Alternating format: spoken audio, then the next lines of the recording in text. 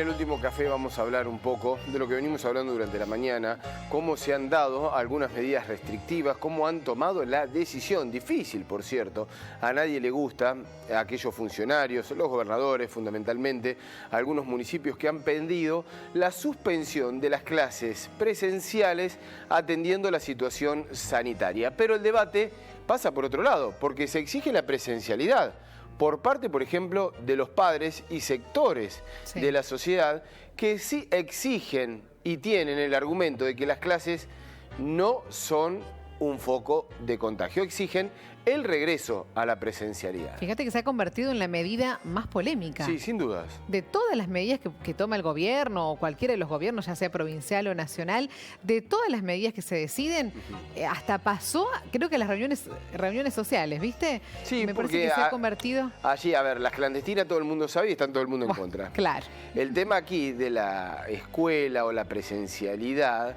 es que está dividido. ¿Qué es lo que pasa? ¿Acotamos a lo que sucede en el aula con los protocolos o observamos el movimiento que se genera, que es lo que dicen los especialistas? Las clases no contagian, el aula no contagia, pero tal vez la situación que se da en todo alrededor es el punto de conflicto. Vamos a conversar sobre este tema con Juan María Segura, especialista en educación. Le vamos a dar la bienvenida. Juan, ¿cómo estás? Buenos días, buen lunes. Buen día, ¿cómo les va? Qué gusto escuchar, qué gusto estar en el programa de ustedes nuevamente. ¿Cómo te va, Juan? Siempre es un placer. El placer es nuestro. Bueno, un debate interminable, Juan. Difícil ponerse de acuerdo. Sí, yo creo que es un debate interminable porque lastimosamente estamos padeciendo como sociedad la falta de provisión de vacunas y vamos a arrastrar a lo largo de todo este año ese inconveniente, y con ese inconveniente arriba de nuestros escritorios, todo lo demás debe ser decidido en función de eso primero, ¿no? Porque estamos con niveles de contagio altísimos, estamos con niveles de muertes inéditas, tenemos vacunados solamente con 2 dosis a 1,5 millones de personas, menos de 2 millones de personas, cuando se dice que la inmunidad de rebaño se consigue con el 60-70% de la población vacunada, con lo cual necesitaríamos 60 millones de vacunas para tener inmunidad de rebaño, con lo cual, ¿cuánto tiempo puede pasar entre estos 2 millones y las 60 vacunas aplicadas? Digo, me parece que estamos con un problema sanitario gravísimo, y frente a eso todas las otras discusiones han pasado a ser discusiones funcionales a esta primer problemática. Obviamente la discusión de la educación tiene como el triple encuentro de la problemática sanitaria per se, la problemática educativa propia del sistema, y además tiene la problemática de lo que están sufriendo chicos, la privación de la libertad para encontrarse en espacios de socialización, ¿sí? Con lo cual es una discusión dificilísima, y es una discusión en donde lo más difícil de todo es tratar de limpiar de específicamente qué es lo que estamos discutiendo. Me parece que finalmente ese es como el gran desafío, ¿no? Vos sabés que en eso lo hemos hablado, Juan, y hemos dicho, mirá el tironeo que se da hasta la justicia en el caso de la zona de Ciudad de Buenos Aires,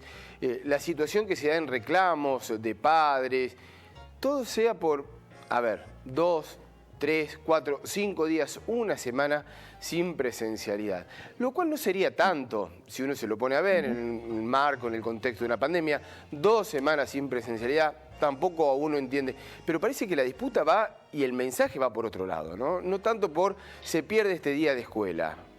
Sí, claro. Yo coincido 100%. Me parece que al final del día, si a esos padres que reclaman los sentás y les haces hablar serenamente de cuánto es en términos de aprendizaje lo que esos chicos estarían perdiendo por ir a esa presencialidad, la conclusión sería pronta y muy coincidente. Es muy poco lo que se están perdiendo en términos de aprendizaje. Entonces lo que le están reclamando a la escuela es que le restituya a sus hijos parte de la libertad que la pandemia está de la cual la pandemia nos está privando. La pandemia, y nos está privando la pandemia básicamente por falta de respuesta sanitaria. Y la respuesta sanitaria no es un buen protocolo de higiene y no circulación. La respuesta sanitaria correcta es un plan de vacunación inmediato. Eso es lo que finalmente te libera. Yo tuve la suerte de estar hace 2 semanas fuera del país, en uno de los países en donde la pandemia ya no es un asunto y la gente camina libremente por la calle y no tiene barbijos y la actividad comercial en todos los niveles ya está normalizada. Ahí digo, está bien, durante un año ese país colapsó, un año después retomó la normalidad, listo, se hicieron las vacunas, se distribuyeron, se aplicaron, se acabó el problema. Entonces ahora hay que reparar naturalmente los desarreglos del año en los que se vivió fuera de la normalidad y hay que tratar de asistir a quienes quedaron más golpeados o más vulnerables frente a la situación. Ahora, no es esa la discusión que estamos teniendo en Argentina y ni siquiera nos podemos dar el lujo de tenerla todavía porque no tenemos vacunas. Entonces, yo creo que lo que los padres reclaman es volver un poquitito a la normalidad porque ven en sus hogares que sus hijos están sufriendo y eso es verdad. Y además, Juan, me parece, ¿no? Falta como una estimulación también al aprendizaje. Está como todo chato en ese sentido. Se están discutiendo otras cosas y se descuida eso que es tan importante. Sí, lo que pasa es que en la disputa esta de presencialidad versus virtualidad no se discute el tema de los aprendizajes, porque si se discutiese, se llegarían rápidamente a 2 conclusiones. La primera es que la presencialidad como sistema no tiene el monopolio de los aprendizajes. Se pueden ocurrir aprendizajes en otros formatos, que no sea la presencialidad del diseño escolar. Esa es una conclusión. Y la otra conclusión a la que se llegaría es que hay diseños de enseñanza virtual que favorecen aprendizaje de calidad. Que no los estemos implementando es otra discusión. Que no tengamos los docentes preparados para desplegarlo es otra discusión. Que ideológicamente nos disguste como método es otra discusión. Ahora, lo que no podemos negar es el hecho concreto de que hay muchas evidencias de que chicos que han completado el 100% de su escolaridad en otros países y en otros contextos, pero el 100% de su escolaridad en formato de homeschooling, cuando llegan después a la etapa subsiguiente de educación superior o universitaria, primero demuestran que tienen aprendizaje de calidad equivalente a los que vivenciaron la presencialidad y segundo, se integran socialmente sin ningún inconveniente. Con lo cual se sabe que como método de enseñanza funciona. Ahora eso no lo estamos discutiendo efectivamente acá. Juan, ¿y esos métodos, no digo en aquellos países o sistemas educativos que lo han venido trabajando pre-pandemia, sino durante la pandemia, ¿hay algún país que se ha podido acomodar con esos métodos y que tengan otra reacción a la hora de dar clases virtuales? No, lo único de lo que se tiene... Todavía no hay evidencias concretas de ningún país en particular que haya reaccionado frente a la pandemia. Bien. ¿No? Pero sí se sabe que antes de la pandemia había países como Nueva Zelanda que habían diseñado un sistema de educación escolar virtual alternativo al sistema de educación presencial y que le iba a dar la potestad a los padres de que elijan uno u otro sistema. Finalmente esta propuesta se bloqueó en el Congreso, los sindicatos, pero el sistema había quedado diseñado y esos sistemas, una vez que están diseñados, se implementan apretando un botón. Es facilísimo implementarlos justamente porque la virtualidad te permite activar plataformas sin tener que hacer grandes despliegues de ningún tipo. Entonces, eso es la experiencia masiva más cercana que se tiene y después lo que tenés son testeos en comunidades más pequeñas, pero que no llegan a ser un territorio entero.